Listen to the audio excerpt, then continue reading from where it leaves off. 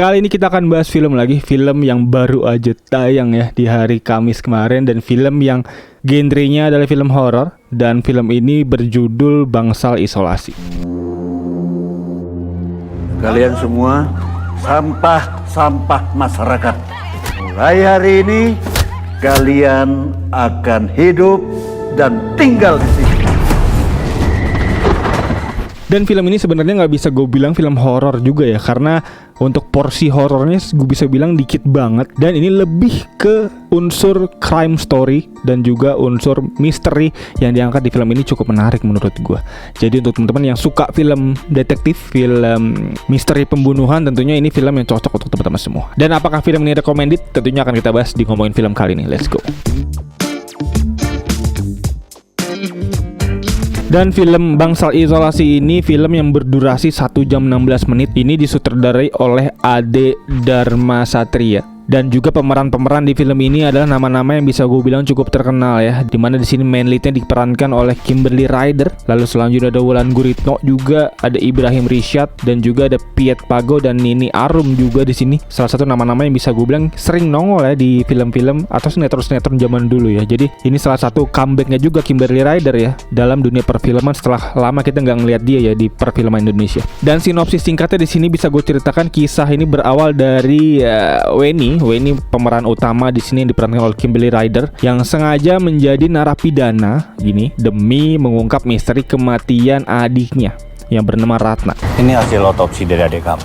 Kami yakin ada hal lain yang membuat adikmu dan korban-korban lainnya meninggal dunia. Yang dimana Ratna ini memang dihukum dan juga dipenjara, walaupun kita nggak tahu ya apa penyebab si Ratna ini dipenjara. Tapi memang ada kejadian yang luar biasa menurut si Weni, di mana si Ratna ini meninggal misterius ya di dalam penjara ini gitu. Dan dimana si Ratna ini diyakini dari informasi yang didapat dari Weni meninggal karena memang memasuki bangsal isolasi yang ada di penjara tersebut. Dan penjara ini bernama Penjara Ratu Adil ya. Dan juga penjara ini penjara khusus wanita juga. Dan film ini mengingatkan gua dengan film-film penjara kayak Escape Plan ya. Ini benar-benar mirip ya, benar-benar menggambarkan kehidupan penjara gitu. Dan ini salah satu film Indonesia yang mengangkat cerita itu mungkin. Karena ini jadi artinya sebenarnya set premisnya cukup kuat, cukup oke, dan bahkan bisa gue bilang set tempatnya juga cukup keren banget. Dan juga ini adalah salah satu film yang gue suka karena malam-malam dan gelapnya dia tuh nggak gelap untuk dari gradingnya. Jadi ini benar-benar film dari secara lightnya, dari secara pemilihan set tempatnya, dan juga dari segi color gradingnya ini keren banget menurut gue. Dan selanjutnya untuk sinopsisnya di sini, para narapidana percaya bahwa siapapun yang masuk ke dalam bangsal isolasi itu akan menemui ajalnya. Dan tentunya berangkat dari konflik tersebut dan misteri tersebut, Weni dibantu dengan Adit, yaitu Adit ini sebagai sipir yang memang juga titipan mungkin bisa gue bilang, atau mungkin juga sebagai utusan untuk bisa mengungkap misteri ini dari sang atasan, untuk bisa mengungkap apa yang terjadi di penjara ini gitu. Dan apakah Weni akan mendapatkan hasil yang diharapkannya untuk bisa memiliki jawaban atas pertanyaannya? Tentunya bisa teman-teman langsung tonton aja, karena nanti di sepanjang film ini akan diceritakan secara gamblang, secara tuntas apa yang terjadi di dalam penjara ini. Dan cukup menariknya memang pace-nya cukup terjaga.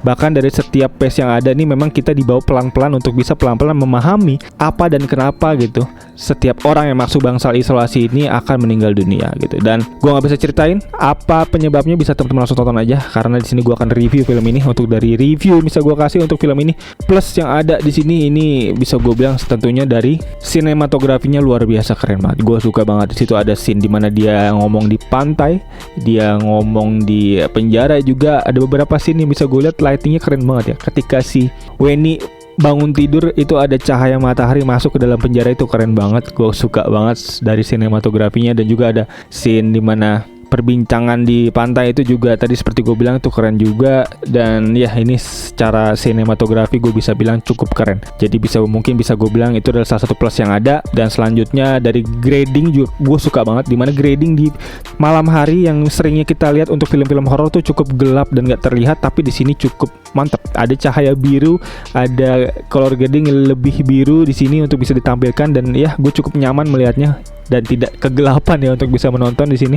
Dan juga selanjutnya plot premis ceritanya menarik, karena jarang banget bisa gue lihat film-film Indonesia yang mengangkat cerita penjara kayak gini. atau mungkin untuk teman-teman yang punya rekomendasi film-film mengenai penjara di film Indonesia, bisa juga feel free tulis di kolom komentar di bawah, karena gue jarang juga ngeliat film penjara kayak gini gitu di Indonesia. Dan selanjutnya untuk minus yang bisa gue sampaikan di sini adalah dialognya kaku banget. Gue nggak ngerti pemilihan diksi dialog nih, bisa gue bilang jadi salah satu poin minus, karena ada beberapa dialog yang bisa gue bilang ini kaku banget gitu ya, berasa banget actingnya gitu, nggak luas gitu. Dan mungkin juga gue bisa ngerti sih kenapa agak kaku, karena ini memang mengangkat dialog yang ada di tahun 90-an. Jadi memang cukup nggak relate untuk kita-kita ya, mungkin ya. Itu mungkin jawabannya gitu dari minus yang ada.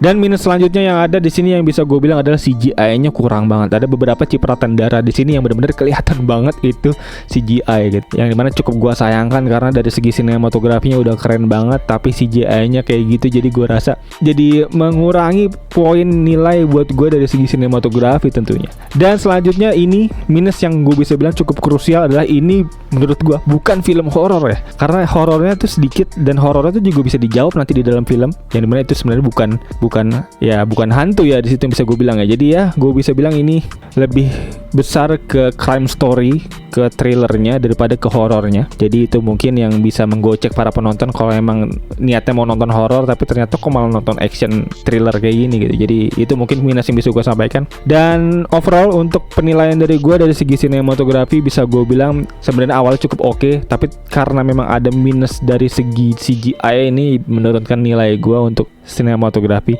dimana sinematografi mungkin yang bisa gue kasih di sini dengan nilai 1/2 ya. Dan selanjutnya untuk acting karakternya, karena pemilihan dialognya kurang mengalir, bisa gue bilang di sini poinnya juga cukup gak bisa gue kasih poin yang tinggi. Untuk poin yang bisa gue kasih di sini mungkin 2/3 ya. Dan selanjutnya untuk plot story, gue suka plot story-nya. Ini salah satu mungkin yang paling kuat ya dari segi penilaian di sini, dimana premisnya menarik menurut gue dan punya potensial untuk bisa menjadi film yang cukup oke harusnya. Dan untuk plot story di sini gue kasih dengan nilai 4. Dan untuk skor akhir final verdict yang bisa gue kasih adalah 7/10. Dan berikut kurang lebih untuk review yang bisa gue sampaikan. Untuk teman-teman mungkin yang punya sanggahan atau mungkin punya reviewnya sendiri, bisa feel free banget untuk tulis di kolom komentar di bawah. Dan untuk request review-review film lainnya bisa feel free juga langsung aja tulis di kolom komentar di bawah. Dan ya kayaknya itu aja. Thank you banget untuk teman-teman semua yang udah nonton. Dan untuk teman yang baru nonton bisa langsung klik tombol like, subscribe, dan loncengnya di bawah agar teman-teman gak ketinggalan video-video seputar review film lainnya dari channel ini. Dan kayaknya itu aja. Sekali thank you buat yang udah nonton. As always seperti biasa gue Irsyad.